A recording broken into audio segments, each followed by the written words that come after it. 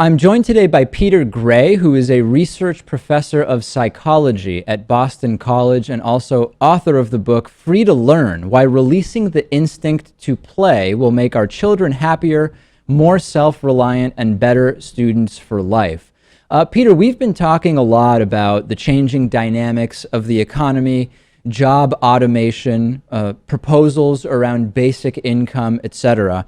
And one of the conversations that is sort of part of that is often less discussed is how would people be affected in a sort of sociocultural way if all of a sudden the need to work were eliminated? So let's start there.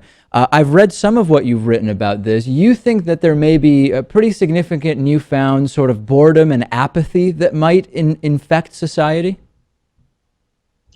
No, I think quite the opposite. I think there would be some people who might be bored and apathetic because play has been drilled out of them. People haven't have that instinct that we have to find interesting and fun things to do has been kind of drilled out of them by the work of school, by the work of their jobs and careers. But it's pretty natural to human beings to want to do interesting things and find great things to do. And if we had the time to do it, I think there would be a real flourishing of of humanity, of human nature, a flourishing of culture.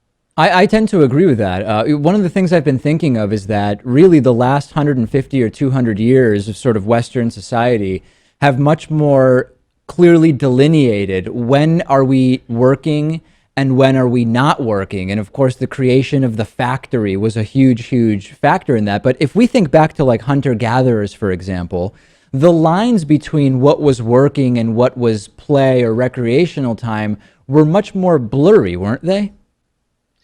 Well, that's exactly right. And in fact, I think it's reasonable to say, from an evolutionary perspective, I'm an evolutionary psychologist, so I look at sort of the long time frame of human existence. From an evolutionary perspective, work is kind of a new invention.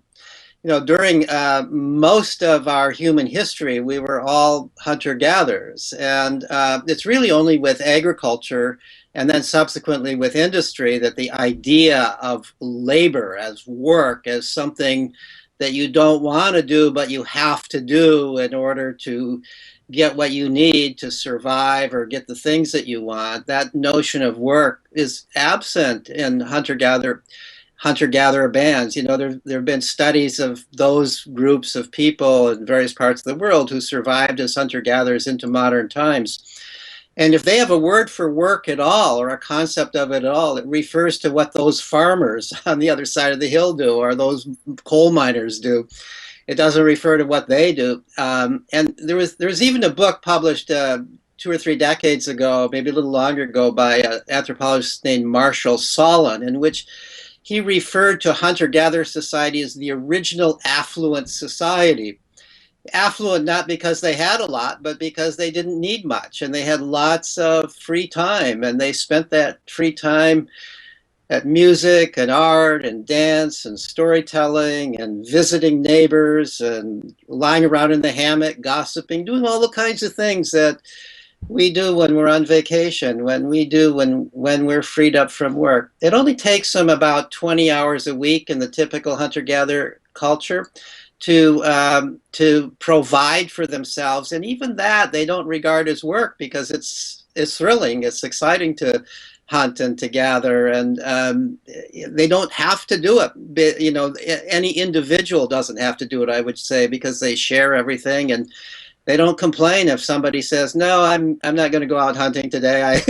I have friends to visit, or I have this or that to do." Very different attitude from ours. Well, there's this sort of idea that I've heard a few people talk about, and it does make sense to me, which is that in sort of modern Western work, in the work paradigm that we have, the amount of work you have to do seems to be sort of pliable in that it will often adapt to the amount of time allocated for it. And I think it's very easy for a lot of people who work sort of like an office job to imagine how, if you know you're there for an 8 or 9 hour day, your entire work day will take 8 or 9 hours for you to complete your tasks. But if one day you know you're leaving early or you're coming in late and you have 5 hours, very often you're able to complete the work that you would normally do in 8 or 9 hours in the 5 or 6 that you allocate. Now, this analysis doesn't apply to shift work where you're actually there for a particular amount of time rather than for a particular number of tasks.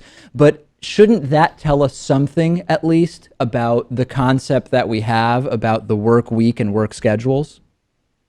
Yeah, I mean, right now this is really an economics problem of how, we're sort of stuck with a system that to support yourself, you've got to work a certain number of hours. There's not, one of the problems we have, of course, is there's not really all that much work that needs to be done these days. We've got machines. I mean, it takes very little human effort to grow all the food we need. It takes very little human effort to produce the clothing and shelter that we need, and so on and so forth. So we're in this ironic situation where it's easier than ever before to provide for our needs, and yet we're all working more perhaps than we ever did before, or more than we should need to be doing, way more than we should need to be doing. That's an economics problem. That's sort of out of my field.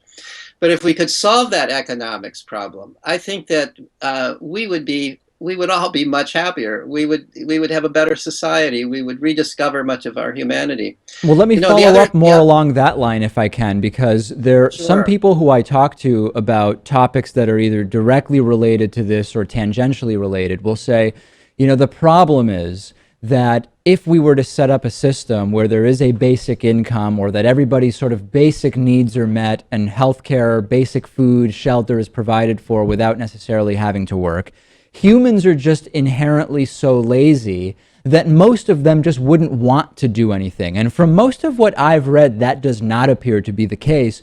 What's your sense of that? This idea that humans didn't have to work in order to survive, that most of them would choose to do nothing or to be completely motionless. I tend to reject that completely. Yeah, I mean, let me give three lines of evidence that lead me to reject it. One is look at little kids, right? Look at little kids who are free. Those kids who are free to do what they want before they've ever started school. Are they just lazy and lying around all day? No, they're into things. They're looking for things. They're making up stories. They're doing all kinds of things. There's no end to what they want to do. I don't think that capacity is unique to little kids. We drill it out of us when we send our kids to work-like schools, and then we go into this laborious kind of adult life. That's natural human behavior that we see in those little kids, and we would all retain that kind of behavior if in fact we didn't have it drilled out of us. Hmm. Another line of evidence is the hunter-gatherer observations that I just described. And here's a third line of evidence. For people who don't know this book, I would recommend, this is a classic work by John Huizinga. I'm not sure if I'm pronouncing his last name correctly. There's a Dutch way of saying that name, called Homo Ludens. It's a classic work. Homo Ludens means man the player.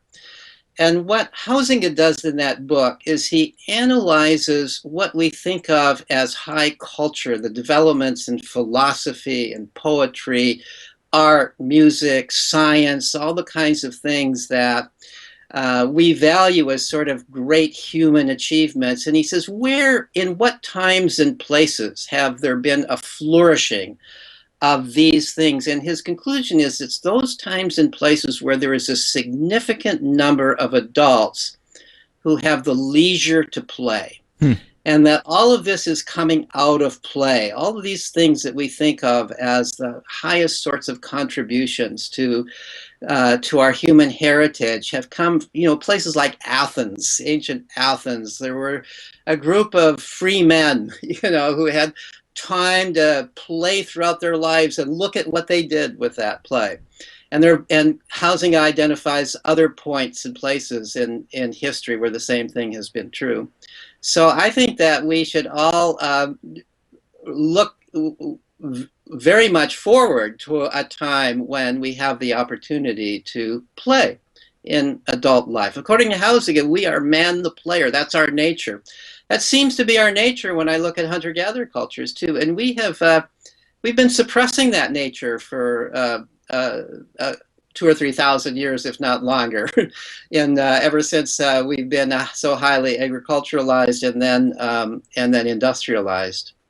Well, I couldn't say it better myself, and I tend to be very skeptical of any argument that is an argument against an idea based on the assumption that humans are just going to be very, very lazy and free riders. I mean, you obviously have some element of that in any system, but I don't think it's by and large representative of human nature. We've been speaking with Professor Peter Gray, who teaches psychology at Boston College. You can also check out his book, Free to Learn. Thanks so much for talking to me today. It's been delightful. Thank you.